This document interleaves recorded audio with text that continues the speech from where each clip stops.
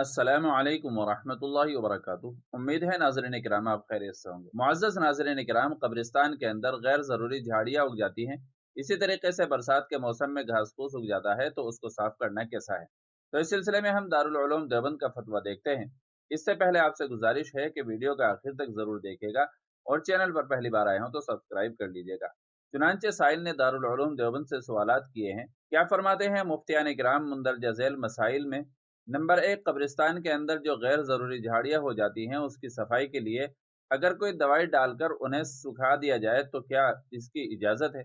दूसरा सवाल है, कब्रिस्तान के अंदर रास्तों का इंतज़ाम ना होना और ऐसे कांटेदार दरख्त जिससे चलने फिरने में लोगों को तकलीफ होती है, ऐसी झाड़ियों को भी अगर दवा डालकर निकालना चाहे तो क्या इसकी इजाज़त होगी?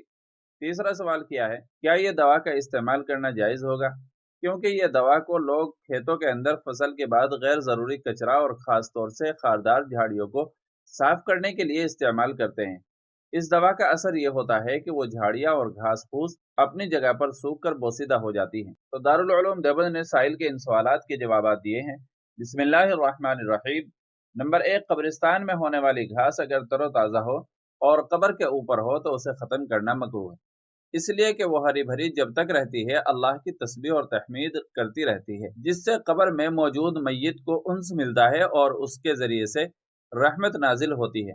अलबत्ता वो घास अगर कब्र के ऊपर हो लेकिन सूखी हो तो उसे ख़त्म कर सकते हैं।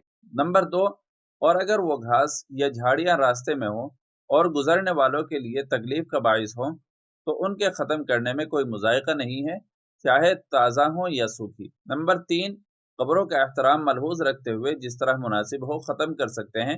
दवा के ज़रिए ख़त्म करने की गुंजाइश है, लेकिन दवा एहतियात से डालें ताकि कब्र और उसके करीब की घास मुतासिर ना हो। वल्लाहु ताला आलम। दारुल इफ्ता दारुल उलूम देवबंद। तो नाज़रीन किराम, उम्मीद है कि मसला अच्छी तरह वाज़ेह हो गया होगा।